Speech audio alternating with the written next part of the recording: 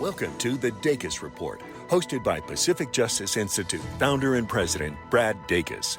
For 25 years, PJI has counseled, represented, and defended people whose religious freedoms, parental rights, or sanctity of life have been obstructed or violated, all free of charge. We leave no one behind and level the playing field for Americans as they are subjected to the tyranny of the powerful. Now, here's Brad Dacus. Welcome to Brad Dacus Live. I'm Brad Dacus, president and founder of the Pacific Justice Institute.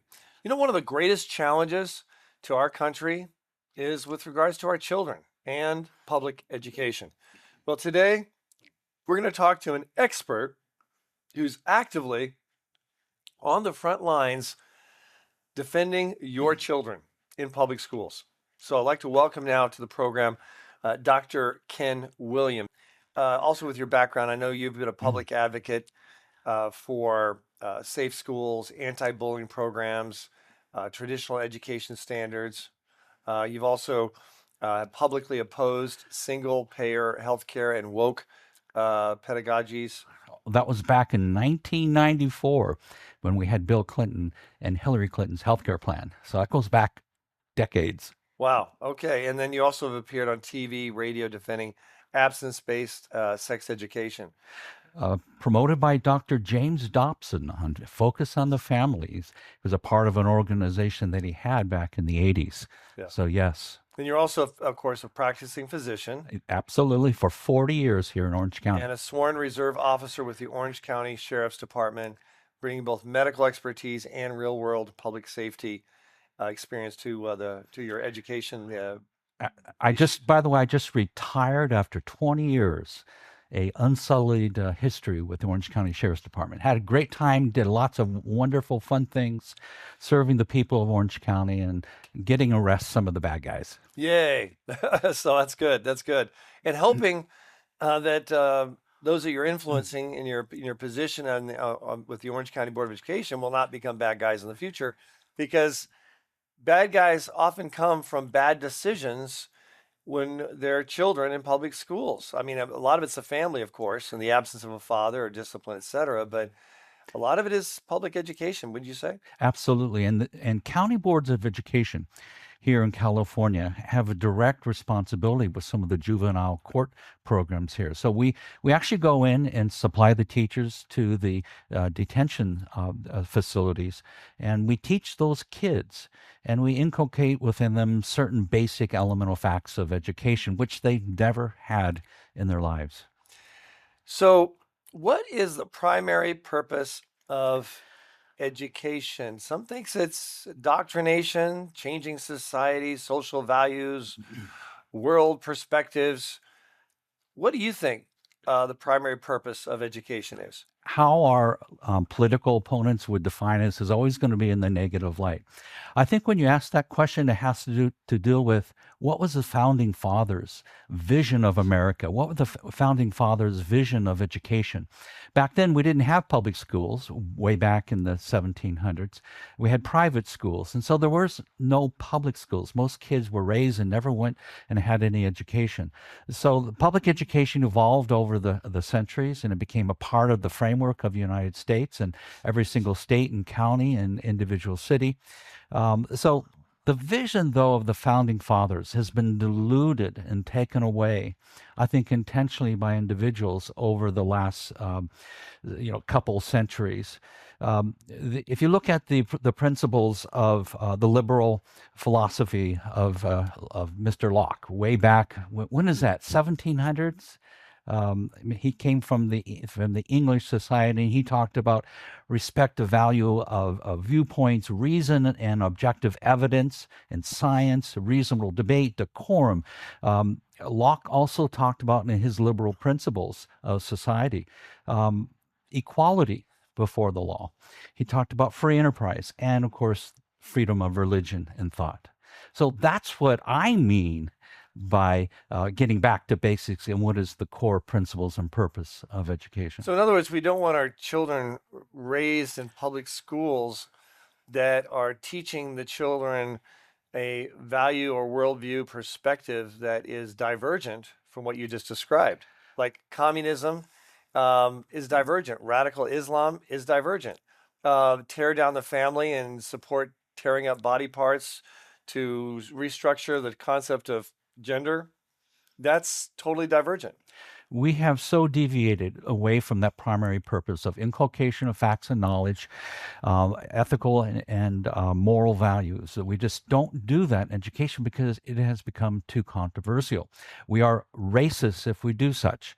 But I say that's an anathema to the thinking of our founding fathers, which intended to have a generally educated populace, people who understood the laws, who understood science, and even the basics like grammar and syntax, and how to create a word out of phonemic awareness. That's the basic elements of education. But we so deviated in today's society, and it's a sad reflection upon who we've become as a nation. Yeah. Oh, it really has. Now, you've worked with charter schools. Now, first off, why are charter schools significant to the Orange County Board of Education? I mean, that's a big issue. Charter schools have become a big issue with county board of educations, right? And the reason it's because of that is because of the local teachers union that have opposed the independent concepts of empowering parents to make education decisions for their kids. Isn't that amazing? So what happens is when a charter school wants to go and use the facilities of a local school or school district, they often have to give lots and lots of data and information. It's a packet that it could be up to 3 to 4 inches thick. And they apply and they're turned down by the local school board. So, And why would they be turned down by local school board? because the school engineers of education, that is the teachers union, don't want competition. They just don't want anybody up there putting anything better than what they can produce. And they control most public school boards, and they give money to these people to run for office to do what they want them to do, right? There's an absolute conflict of interest for teachers' unions to be involved in politics. Unfortunately, the reality of what we live in, Brad, is that we have politics involved in making decisions for our kids and their education. It should be outlawed, but now we start getting into other controversial issues. But teachers' unions do not help education; they actually hinder it and hurt it. Yeah, it's so true. There's no positive correlation with teachers' unions and effective public education. It's a negative relation. The stronger the teachers' unions, the less influence of parents and community, and the weaker the public schools in terms of reading, writing, arithmetic, as well as other terrible social outcomes such as teenage pregnancies, drug abuse, teenage suicide, etc. That's my understanding. Absolutely. And if you look at what's happening with the teachers union, the average person who's watching this, for instance, will say, well, my teachers I love them. They're wonderful people. I care for them. And it's not so much the teacher in the classroom that we have any problems with. It's the radical elements within the union that controls the decision making in that school district. So our local school teacher, our kindergarten teacher, first or second grade, we love them. They're wonderful. But it's always the activists. And I hate to say it, but they're all Democrat.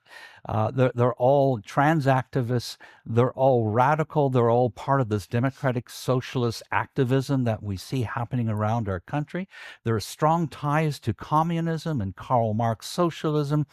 These are the central elements of And these. anti-Semitism, right? Oh, huge anti-Semitism. Absolutely. I'll never forget when I saw a report of a relative conservative area. It's a conservative school district, Capistrano Unified School District, and there were all of these high school students in mass left during school time with signs opposing ICE, and they didn't really know what ICE was. All they were, and I can't help but think they had to have been influenced by these public school teachers pushing them, to make their voice heard, yada yada, and and the school looked the other way, didn't do diddly squat.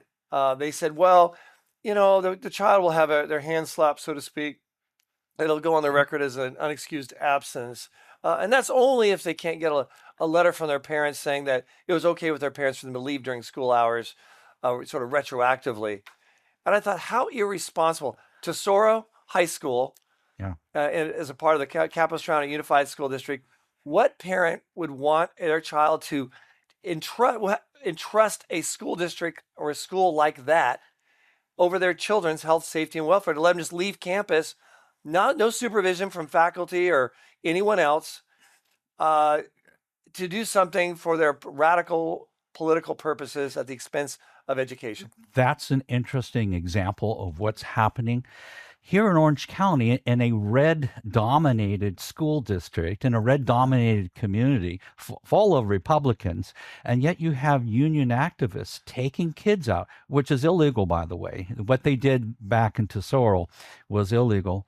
And I have no idea what punitive actions can be taken, but there probably will not be any. But those union activists took over the rights of parents to direct the upbringing of their children by inculcating facts and knowledge and political perspectives that is probably antithetical, I would think, to their own understanding of life and society.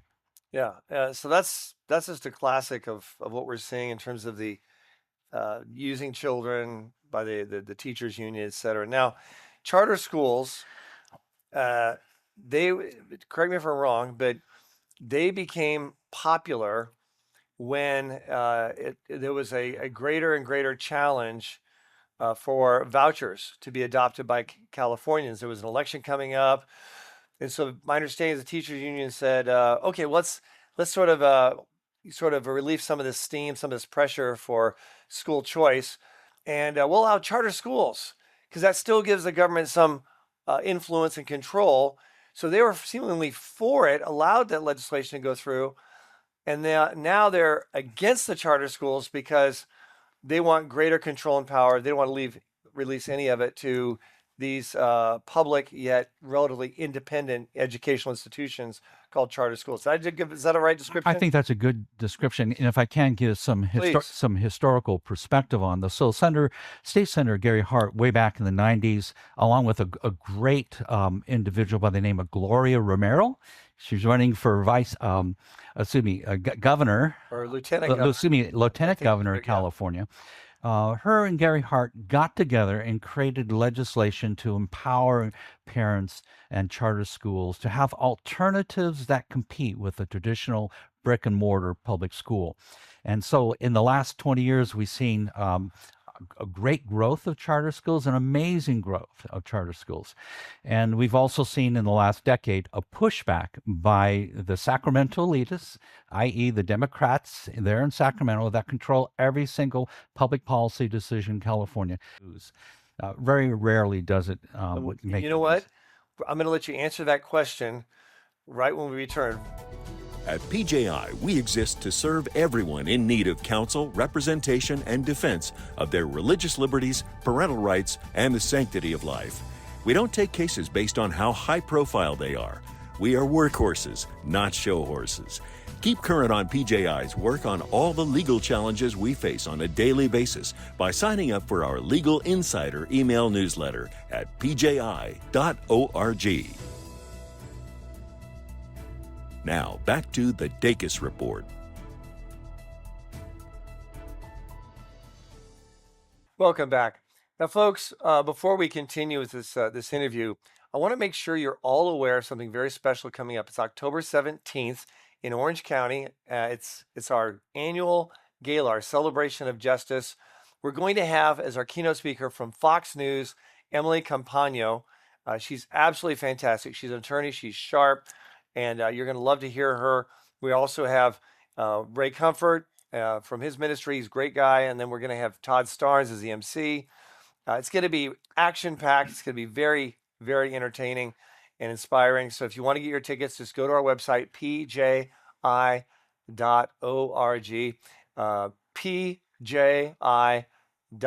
pji.org. Also, if you need legal help dealing with religious freedom, parents' rights against the government, sanctity of life, please let us know. We have 37 offices presently coast to coast. We have 147 cases in active litigation. We do all our work without charge. So if you need help, let us know. Go to the website, pji.org. Love to help you. We have great free resources there as well to empower you and your family.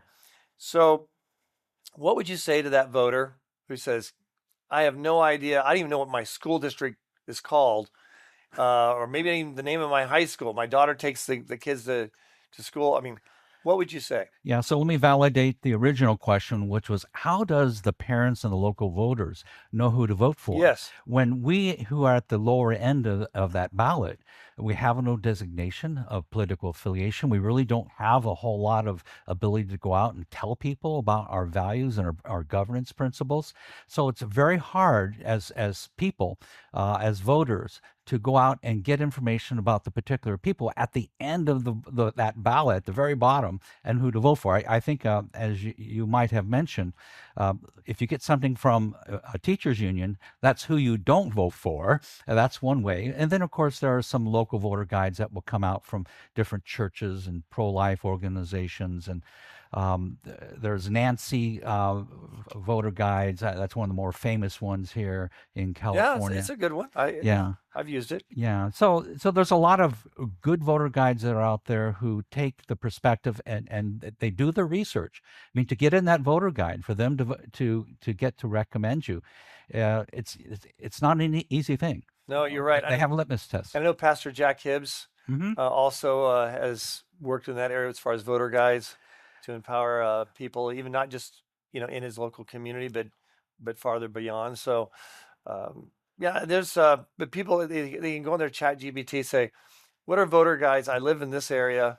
What are voter guides available for people like me who have a traditional conservative biblical worldview? Right. And Or even for those families who just want their kids to get a direct academic instruction, get away from politics. You don't even have to be religious. You can just say, I want to have phonemic awareness. I want to have basic mathematical skill sets taught to my kids. I want to have advanced science taught to my kids. Um, what's happening, Brad? I think, as you mentioned, and PGI has taken a significant lead in this issue, is speaking out against those forms of indoctrination over the minds and the hearts of our culture and our children. And these people on the left, the teachers union, because we're here in California, Sacramento in particular, they're very hardcore. And they don't care about people of differing values, differing perspectives on life. It's their way or the highway. Very hard, very hard. yeah, yeah, it is. It is very hard. What about district pushback? What kind of pushback have you seen from school districts or Sacramento on parent notification policies? I love that question. So here in Orange County, since I'm here in Orange County, let me talk about two school districts. One of them is called Orange Unified School District. The other is Yorba Placentia Linda. And those school districts had a significant influx of funds from the teachers union, both the local and the state. And they were able to flip their boards from conservative pro-family to liberal pro-union. And so those are two school districts here where in November, just a few short months from now, we have the ability as voters to get back to the basics and install the good people who protect the rights of parents and the innocence of children. So if you're listening to this, we have other battles. We have Newport Mesa, we have Saddleback, we have Anaheim here. Those are battles. Yeah. Those are strong conservative church-going communities.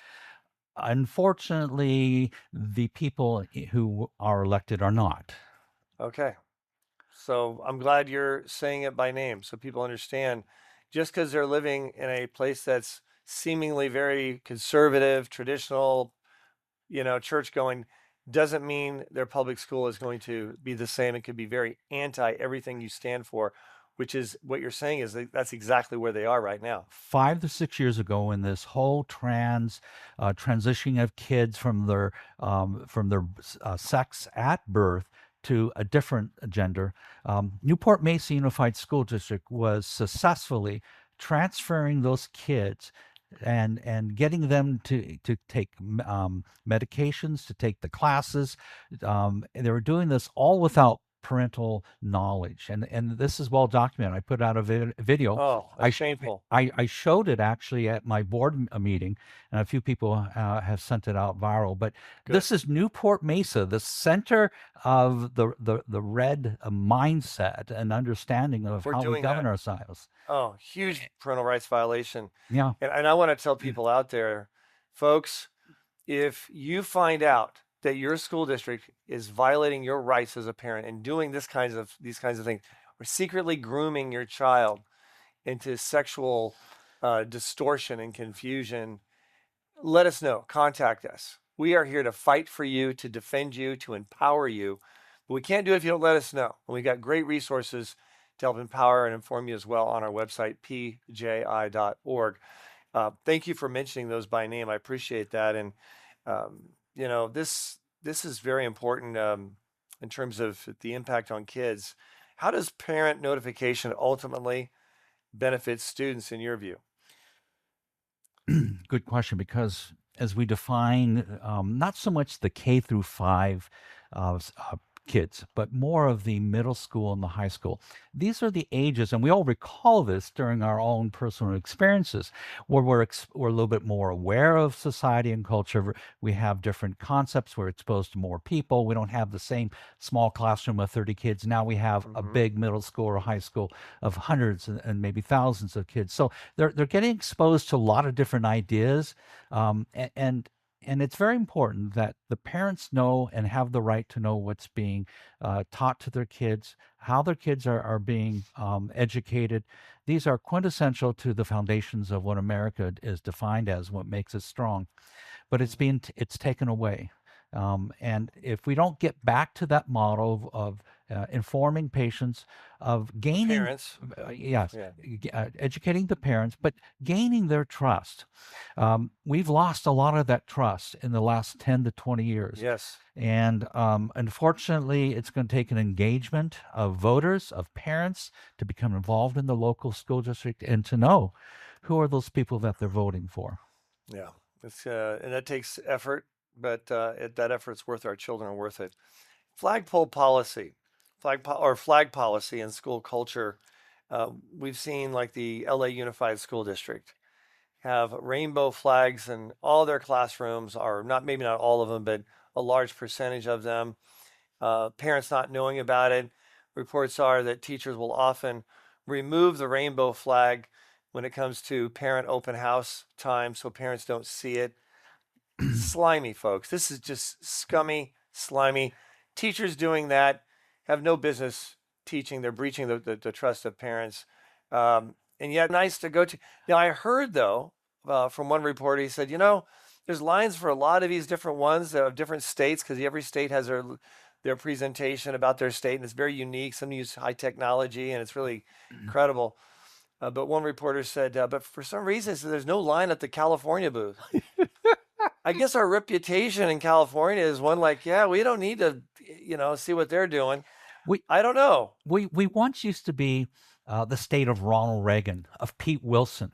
We used to be a state where we love family values and the U.S. And we had the Constitution. highest academics, or near the highest academics in our public education and universities, and now we're at the bottom. And do you know how much? You didn't ask this question. How much we spend each year on kids in California? Over $20,000 a year, That's more than a and we're at the private. bottom of Yeah, the percentile. that's more than most private Christian schools. Absolutely It'd be better just to have private schools. right. I mean, just give people vouchers. So you're right. It's we're a really big time messed up state in so many ways. But education is, I think, one of the most severe and serious because we're talking about impacting generations to come. All you need to do is to infect one generation with lies and give them no hope and no opportunities. It can ruin a generation, and there can always be change. You look at what's happening in Mississippi; they're completely turning things around by going back to the traditional basics of education. And that will make them a very strong state. Yes, I believe it so too. Thank you very much for joining us My again, pleasure. and keep up the great work. Thank you, Brad. So, folks, there you have it. It's our God-given freedoms we're talking about. Now, let's choose to keep them. I'm Brad Dacus, president of the Pacific Justice Institute. Let's continue the fight for your freedoms. We would love the opportunity to continue to serve you. Just visit pji.org and click the Legal Insider button to sign up for our email newsletter. At PJI, we help individual employees, employers, business owners, pastors, students, citizens of every stripe through our practical resources, counsel, representation, and defense, all free of charge at pji.org. PJI is an island of stability and assurance in our ever-churning sea of legal and societal chaos. We are here for you. So, folks, just remember, it's our God-given freedoms we're talking about. Now, let's choose to keep them. I'm Brad Dacus, president of the Pacific Justice Institute. Let's continue the fight for your freedoms.